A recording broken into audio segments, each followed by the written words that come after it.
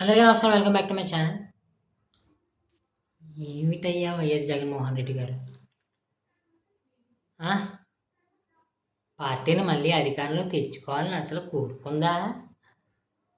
లేకపోతే ఈళ్ళని ఎలా పొడుస్తూ ఉంటే చాలు, ఈళ్ళ కార్యక్రమాలు డిస్టర్బ్ చేస్తుంటే చాలు, ఏదో ఒక రోజు ప్రజలే దయదలిచి లేకపోతే ప్రజలకి వేరే ఆప్షన్ లేకుండా మనమే అధికారంలోకి వచ్చేస్తామని ఏమైనా ఫీల్ అవుతున్నారా జగన్మోహన్ రెడ్డి గారు? నాకు అర్థం కావట్లేదు. నిన్న మీరు మీ కార్యకర్తలతో మాట్లాడుతూ 12 ఏళ్ళైనా రాజధాని పూర్తవ్వలేదు. 20 ఏళ్ళకైనా రాజధాని పూర్తి కాదు అంటున్నారు. అసలు ఈ 12 ఏళ్లలో 7 ఏళ్ళు చంద్రబాబు నాయుడు గారికి తీసేస్తే 5 ఏళ్ళు పీకిందేంటి మీరు? ఒక రాయి ఏసారా? ఒక ఇటుకెట్టారా? లేకపోతే ఒక ఇండస్ట్రీ తీసుకొచ్చారా? లేకపోతే ఒక డ్రైనేజ్ లైన్ ఏసారా? ఒక రోడ్ కనెక్టివిటీ ఇచ్చారా? ఒక కరెంట్ ఇచ్చారా? ఒక వాటర్ సప్లై పెట్టారా? లేకపోతే అక్కడ టిట్కో ఇళ్ళు అని ఉంటాయి. టిట్కో ఇళ్ళు ఇచ్చారా? లేకపోతే రైతులకి ఇప్పుడు మీరు విమర్శిస్తున్నట్టుగా అప్పుడు మీరు చేసున్నారా? ఆ! మీరు government is a continuous process అన్నప్పుడు ఒక డిసిషన్ ఆల్రెడీ తీసేసుకున్న తర్వాత ఆ డిసిషన్ కంటిన్యూ చేయాల్సింది మీరు. దాన్ని కంటిన్యూ చేయకుండా ఏం చేస్తున్నట్టు నాకు అర్థం కాలేదు. నాకు తెలిసి అమరావతి రాజధాని పనులు 2015లో మొదలైనవి. 2014 తీసేయండి. అప్పటి నుంచి కూడా అక్కడ కొన్ని పనులు జరిగినాయి. ఇక్కడ క్వాంటమ్ వ్యాలీ ఇలాంటి పనులు జరుగుతున్నాయి. మీకు కొంచెం కావలితేనే మీ పేటీఎం కార్యకర్తలకి లేకపోతే మీ వైసీపీ అఫీషియల్ ఛానల్కి నేను ఒక యూట్యూబ్ లింక్ పెడతా. ఆ యూట్యూబ్ ఛానల్లోని అక్కడ అసలు అమరావతిలో ఏం జరుగుతుంది, ఎలాంటి అభివృద్ధి పనులు జరుగుతున్నాయి, ఎలాంటి వర్కులు జరుగుతున్నాయి, ఎక్కడెక్కడ ఏం వర్కులు జరుగుతున్నాయి అని ప్రతిరోజు ఆయన అమరావతి అంతా తిరుగుతూ చూపిస్తున్నాడు. అవి చూడండి. దాని మీద మీకు ఏమైనా అవగాహన వస్తుంది. రోడ్డు కనెక్టివిటీస్, కరెంటు ఇలాంటి మౌలిక వసతులు ఇవ్వడానికి 2,00,000 కోట్లు అయిపోతుంది. చంద్రబాబు నాయుడు ఇలా వేసుకుంటూ పోతే ఇంకా అభివృద్ధి ఎప్పుడు చేస్తామంటున్నారు. మరి మీరు 5 ఏళ్లలో సగమన్నా పూర్తి చేసి ఉంటే, ఈ 5 ఏళ్లలో పూర్తి అయిపోయి ఉంటే రోడ్ కనెక్టివిటీస్ పూర్తి అయిపోయినట్టే కదా. రోడ్డు కనెక్టివిటీస్కి మీ ఖర్చులు అయిపోతున్నాయని బాధపడతారంటే నాకు అర్థం కాదు. మీ బాధ ఏంటో చెప్పనా నేను? సింపుల్గా మీ బాధ ఏంటో చెప్పనా నేను? మీరే అన్నారు మేము 3,30,000 కోట్లు అప్పు చేస్తే అందులో 2,78,000 మేము బట్టల ద్వారా జనాలకి ఇచ్చామని. ఇప్పుడు ఈ అమరావతి అనే ప్రాజెక్ట్ని యథాతథంగా అలాగా కంటిన్యూ చేస్తే అంటే ఆఫీసర్స్కి బిల్డింగ్లు ఇచ్చి, ఎమ్మెల్యే క్వార్టర్స్ కట్టి, కొత్తగా ఇంకొక అసెంబ్లీ భవనం కట్టి, కొత్తగా ఇంకొక హైకోర్టు కట్టి, లేకపోతే ఆ టవర్స్ కట్టి, ఈ రైతులకి ఇవ్వాల్సిన ఫ్లాట్లు ఇచ్చి, ఇవన్నీ చేస్తే మాకు ఇక్కడ డబ్బు రాదు. మాకు ఇక్కడ డబ్బు కనబడదు. మేము నొక్కలేము. మేము పిచ్చి పిచ్చిగా నొక్కాలి. మేము చెత్తగా నొక్కాలి. మా టార్గెట్ ఎవరు? 60 సంవత్సరాలు దాటేసిన వయోవృద్ధులు. వీళ్ళే మా ఓట్లు. వీళ్ళతో పాటు చర్చిల్లో ప్రచారం చేసి, పాస్టర్ల ద్వారా ప్రచారం చేసిన క్రిస్టియన్స్ ఓటు, కాస్త కోస్త మైనారిటీ ఓటు. మీరంటే పిచ్చి చచ్చిపోయి మీరంటే ఎందుకు చచ్చిపోతున్నారో కూడా తెలియని మిగతా బ్యాచ్. ఇంకా వైఎస్ రాజశేఖర రెడ్డి మా కొడుకు అనే భావన పోలేదా?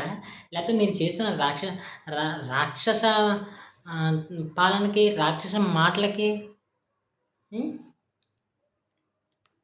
వీళ్ళు అట్రాక్ట్ అయిపోతున్నారు. వీళ్ళ సైకాలజీ ఎంతైనా వీళ్ళు ఇలాగే కనెక్ట్ అయిపోయి ఉన్నారా?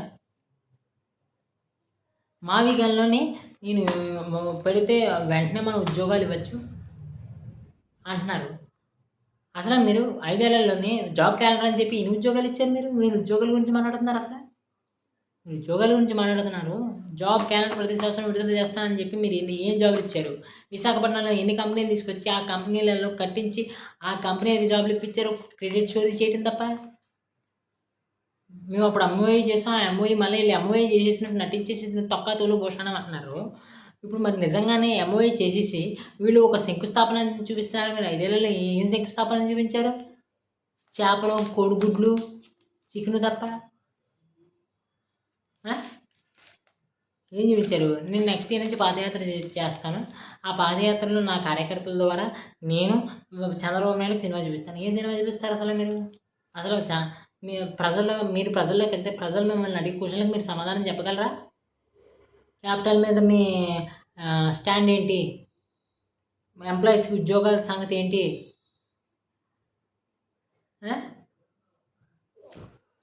ఇలాంటి అనేక రకాల స్టాండ్ అడుగుతారు. ఒకసారి తూర్పుగోదావరి జిల్లా, పశ్చిమ గోదావరి జిల్లా, కృష్ణా, గుంటూరు ఇలాంటి ఏరియాలోకి మీరు పాదయాత్ర మొదలైన తర్వాత మీకు ఎంత నరకం కనబడుతుందో తెలుసా మీకు? అయితే ప్రజలు స్వచ్ఛందంగా రానివ్వండి, లేకపోతే టీడీపీ వాళ్ళు ఎవరో ఒకరు ప్లాన్ చేయండి నాకు తెలియదు అది. నరకం కనబడుతుంది మీకు. అది సరదాగా ఉందో పాదయాత్ర చేయడానికి? చేయండి. దీంతో సింపతి దొబ్బేసి మనం ఎన్నికల్లో నగ్గేయాలి. మనకు 39% వచ్చేసింది కాబట్టి ఇంకొక 2% వస్తే మనం నగ్గేస్తాం. అంతేనా? రాజధాని విషయంలో మీరు ఒక క్లారిటీతో, ఒక స్టాండ్తో, అది అమరావతి అని చెప్పే వరకు ప్రజలు మిమ్మల్ని అధికారంలో అసలు కూర్చోబెట్టరు. ఇది గుర్తుపెట్టుకోండి. తర్వాత ఏమంటున్నారు మీరు?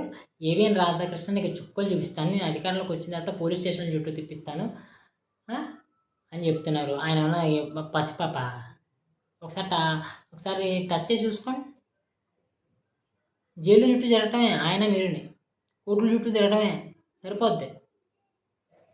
అసమస్యగా ఉందా? వారికి భార్యలు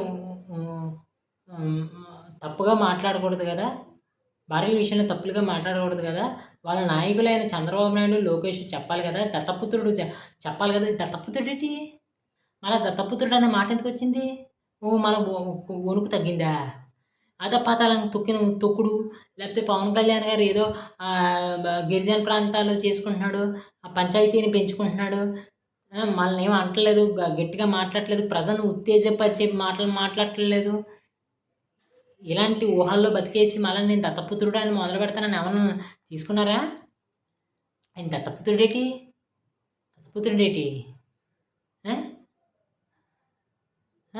ఈ పరిస్థితి రాష్ట్రంలో ఎందుకు వచ్చింది? ఇంతకుముందు లేదా? మనకి ఏమన్నా కొంచెం ఉందా? స్క్రూ లూజ్ ఏమన్నా ఉందా అంట? లేకపోతే ఈ టీడీపీ కార్యకర్తలు, లేకపోతే టీడీపీ ఛానల్స్లో మాత్రలు వేసుకోవడం మర్చిపోయారు ఈసారి అని అంటున్న మాట నిజమా? స్వయంగా తమరే స్కూళ్ళల్లో పిల్లల ముందు పవన్ కళ్యాణ్ ఆయన భార్యని కారులు మార్చినట్టు మార్చుతాడు అంటాం. లేకపోతే నా పేరు నాని, కొడాలి నాని, రోజా, అంబటి రాంబాబుతో తిట్టించడం, లేకపోతే మీరు ఇష్టం వచ్చినట్టు తిట్టడం, ఎప్పుడు పర్సనల్ అటాకులు చేస్తూనే కూర్చున్నారు కదా. ఇంకా క్లియర్గా చెప్పాలంటే 2018 వరకు, అంటే 2019 ఎలక్షన్స్ వరకు ఈ ఆంధ్ర రాష్ట్రంలో ఇలాంటి పర్సనల్ అటాకులు రాజకీయాల్లో లేవు. 2019, 2024 మధ్యలో రాజకీయాన్ని తీసుకొచ్చిందే మీరు. శుద్ధపూస మాటలు మాట్లాడతారేటి? నేరాలు చేసిన వాళ్ళు అందరినీ తీసుకొచ్చి చంద్రబాబు నాయుడు, లోకేష్ పక్కన పెట్టుకుంటున్నారన్నారు. మరి మీరేం చేశారు? డ్రైవర్ కాకినాడలోని డ్రైవర్ని చంపేసిన ఎమ్మెల్సీని జైల్లో పెట్టించి మళ్ళీ తీసుకొచ్చేసి very good boy, very nice person, very తొక్క తోడు అని చెప్పి మీ సంకలో పెట్టి తిప్పుకొని అనంతబాబు గుర్తులేదా? ఇప్పుడు దాని మీద కేసు నడుస్తుంది కదా, అలాంటివి ఫాలో అవుతున్నారా? లేదా మనకు స్క్రిప్ట్ ఇచ్చేసారు, స్క్రిప్ట్ని చూసేసి ఇలాగండి, ఎలాగండి ఏంటండి ఇలా జరిగితే ఎలాగండి అని మాట్లాడతారా మీరు? గతాన్ని మనసులో ఉంచుకున్నవాడే రాజకీయ నాయకుడు. నేనేం తప్పులు చేశానని తెలుసుకున్నవాడే రాజకీయ నాయకుడు, నిజమైన రాజకీయ నాయకుడు. మీలో అలాంటి లక్షణాలు మనకు కనబడవు.